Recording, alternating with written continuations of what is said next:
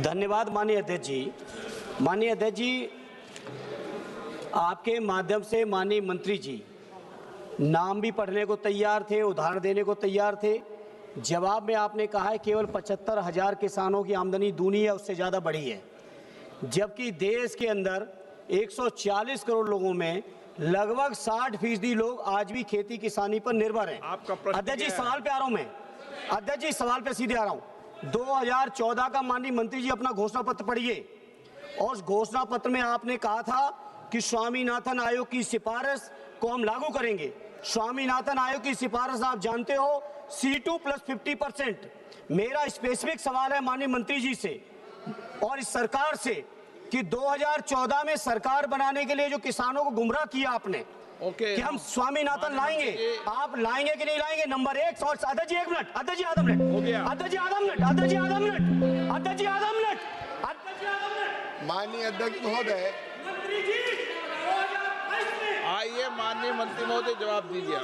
पूरा जवाब दीजिए। ये अगर पूरा बोल सकते हैं। माननीय मंत्री महोदय, आप मंत्री महोदय बेटे बेटे मत बोलिए। माननीय मंत्री जी सुनो सुनो सुनो सुनो।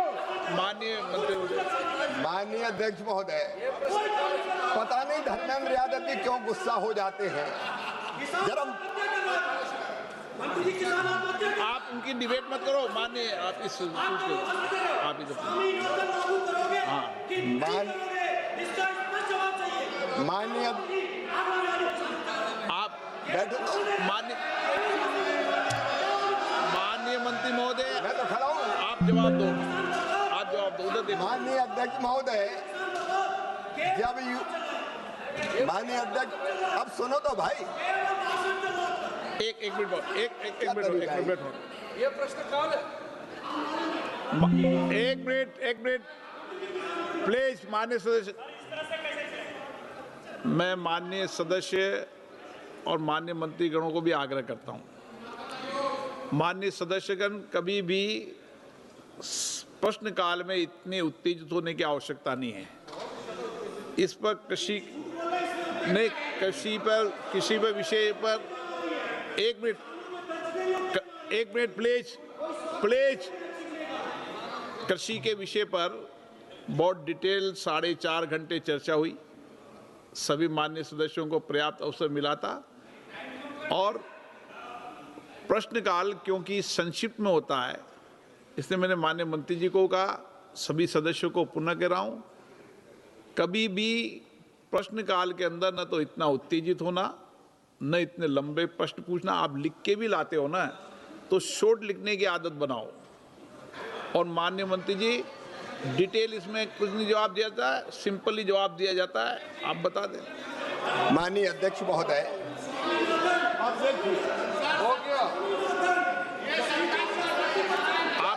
आप बेटे माननीय अध्यक्ष महोदय, जब यूपीए की सरकार थी, इन्हें स्वामीनाथन आयोग की रिपोर्ट लागू नहीं की जा सकती, मार्केट विकृत हो जाएगा, ये एफिडेविट देकर मंत्रिमंडल की नोट शीट में बता दूं। ये हाथी के दांत खाने के और पहले बता। लेकिन माननीय अध्यक्ष महोदय, ये प्रधानमंत्री नरेंद्र मोदी जी की, माननीय अध्यक्ष महोदय, मैं विनम्रता के साथ कह रहा हूं, ये एनडीए की सरकार है जिसने उत्पादन की लागत पर 50% मुनाफा देकर मिनिमम सपोर्ट प्राइस तय करने का फैसला किया है, और वो हम लगातार दे रहे हैं। न केवल मिनिमम सपोर्ट प्राइस, बल्कि पीएम आशा योजना बना के हमने दलहन और तिलहन की खरीद को भी सुनिश्चित किया है। तुअर, मसूर और उड़द जितनी किसान बेचेगा रजिस्टर करवा के पूरी की पूरी खरीदने का हम काम करेंगे। ये हमारी सरकार कर रही है। यहाँ तक माननीय अध्यक्ष महोदय, फल और सब्जियों पर कभी ये सोच भी नहीं सकते थे, लेकिन MIS योजना बना के हमने अंगूर भी खरीदे, हमने मिर्च भी खरीदी, हमने माननीय अध्यक्ष महोदय, अलग अलग सब्जियां जो जल्दी खराब हो जाती MSP पर नहीं खरीदे जाती, वो भी हमने खरीदने का काम किया है।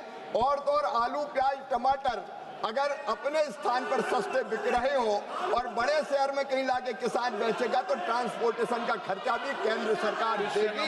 हमने लागू करके दिखाया। क्वेश्चन नंबर 443 श्री धैर्यशील और माननीय सदस्य, प्लीज प्लीज नो